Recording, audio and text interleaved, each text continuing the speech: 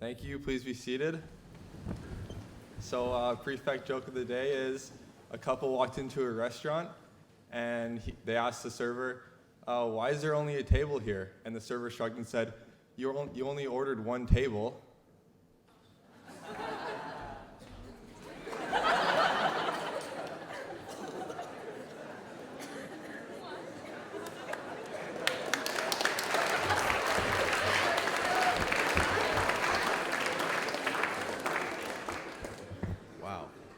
And he did that with one arm in a sling, too. It's unbelievable.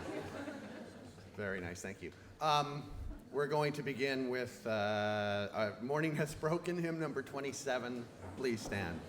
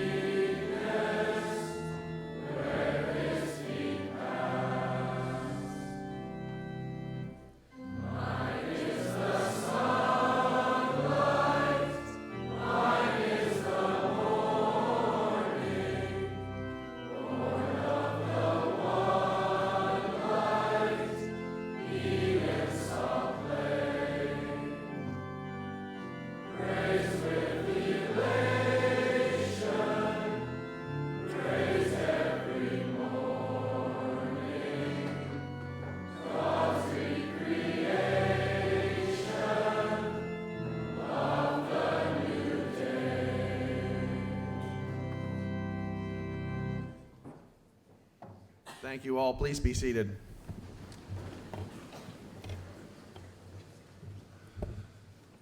So Saturday is Founders Day. So you might think Founders Day is something for the alumni, and of course it is. And it's a day when we go out of our way to welcome the old boys and the old girls who return to meet probably their main goal is to meet with their former classmates, but also to wander around and remember fondly their time here at Shawnigan. But does it also have relevance for those of us who are here now? And if so, what might that relevance be? So there's three significant things about Founders Day that I want to talk about briefly this morning. Three things that affect us here and now, and they roughly correspond to the past, the present, and the future. So we celebrate Founders Day, of course, for a whole bunch of reasons, but one of the primary reasons is to call to mind the founding principles that were so important to the man who first held the vision for a school carved out of the wilderness on Vancouver Island. And that man was I'm glad that sounded like most of you have that. C.W. Lonsdale, right? An Englishman who saw this beautiful land here and somehow had a vision for a school tucked among the trees here. What happened to my page? There it is. So the principles that the school was founded upon can be seen in two important ways. First, in the school motto. And I won't ask you the school motto, I'll just tell you what it is. Pamam qui meruit ferat. It was Lord Nelson, was that? I'm not sure. I read something, it was actually Lord Nelson's chaplain who actually came up with this, just to say, with this motto. It says, let him who has earned it bear the palm. The motto refers to the ancient tradition of giving the winner of a sports contest a palm leaf to signify his victory. So Lonsdale chose this motto to indicate that this school would be a place of effort and energy, a place where hard work is rewarded and encouraged, where everyone is expected to do their best at whatever they put their hand to.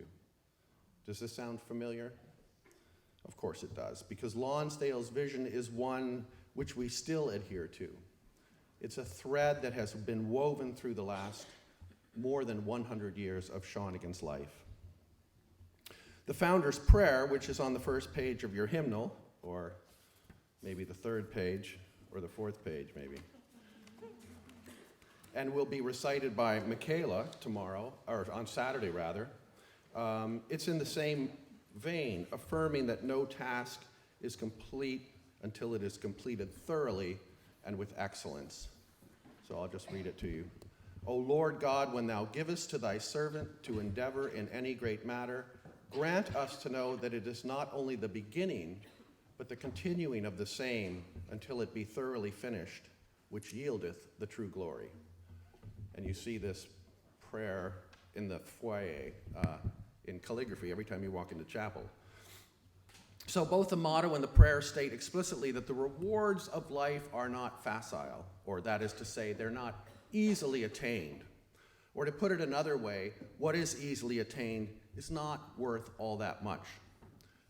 It is the things that we work hard for that will ultimately mean the most to us. And I know that you already have a sense of the truth of that in your day-to-day life. Excellence in everything we do, our studies, our art activities, sports, our relationships, our service to others, is the goal that we share not just with one another, but with all those who've been part of Shawnigan throughout the decades. And that leads to my second point, that by celebrating Founders Day, we are celebrating the role which each one of us plays in the ongoing health and vibrancy of Shawnigan. So we're all links in a chain that go back more than 100 years and go into the future, perhaps farther than any of us can imagine. And the point that I want to make here is that we celebrate Founders Day and we celebrate the founder because he represents and symbolizes the commitment that each of us is called to make to Shawnigan's success. Because Shawnigan's success is our success and vice versa, right? So when we celebrate Founders Day, we are celebrating ourselves. We're celebrating the school year of 2019-2020. We're celebrating our own commitment to excellence and to doing our best. And we're not just celebrating the past, but we are rededicating ourselves to the founding principles in the present. Finally, Founders Day is a time to acknowledge and appreciate the wider Shawnigan community and the reality that we will always be a part of it no matter where we end up in life. And strangely, lately we've had the experience of losing some of our alums, some of our young alums, and it's been an interesting experience to see how this community has been so affected by that and how those young people remain so much a part of who we are. So one of the fundamental components of this community is that its family is wide and broad, and that every one of its members, however long ago they tread these halls, will always be welcome here. So that's where you come in, because on Saturday when you run into the 400 plus alum who are here to celebrate, what I would urge you to do is really make an effort to make sure that they feel welcome and a part of Shawnigan still, and that they are appreciated for returning. Remember that they are you, who you will be, and you are them as they once were, and that all of us together make up this community that was once no more an idea in the head of an energetic and visionary gentleman by the name of C.W. Lonsdale. And we'll end with the school hymn, which is hymn number 1, Voice in the Wilderness. Please stand.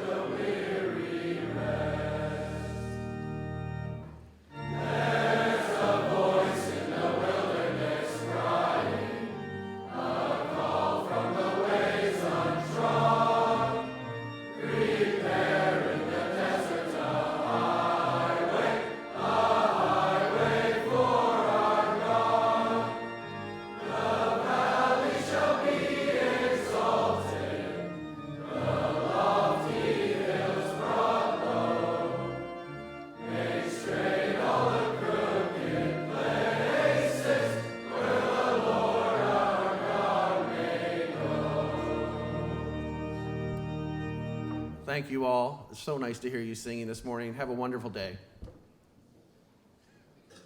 Thanks, Rev, and thanks for that fantastic introduction to Founders Day. A couple of things from me.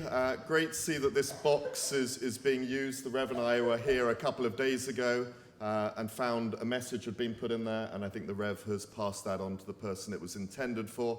For the more observant of you, at 5 to 8 in the morning, you will have noticed coming into the chapel that there's a new piece of art in the chapel. The bishop was here. You can't see it from there, but on your way out, if you're going out of that exit, you'll see it on your left-hand side. But the bishop, when he was here, probably last February, and the Rev discussed a picture that the bishop had commissioned for all Anglican churches in this diocese, and that's a lovely addition to our chapel. The board is here, and that means the Board of Governors are here, coming in this afternoon and are here tomorrow. It's a group of 24, 25 committed supporters of the school, parents, former parents, alumni, and many others. So they come and support our school and help it develop and evolve. So you'll see them. Prefects and heads of houses have lots of responsibilities in the next couple of days. And we also, of course, have Founders Day.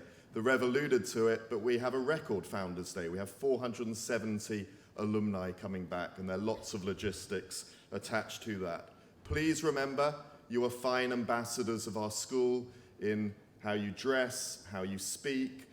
There is a sort of new addition, I think, to the program that houses, certainly the heads of houses, will be dispatching teams after lunch on Saturday to pick up the alumni from their houses to come back and have a tour. So please make sure your rooms, your houses, the outside of your houses are absolutely sparkling as the alumni take a trip down memory lane.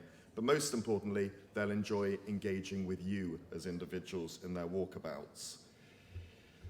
And finally, I should have said a little earlier, the grade 12s have an opportunity. They will be connecting with the board at lunchtime on Friday. Many of the board chief executives in their own right have had fantastic careers, and they've agreed to give up their lunch to engage with you and talk about the future, the changing landscape of careers, and that's a wonderful networking opportunity for you and a unique opportunity. So grade 12s, grab that with both hands. Thanks very much. Have a wonderful day.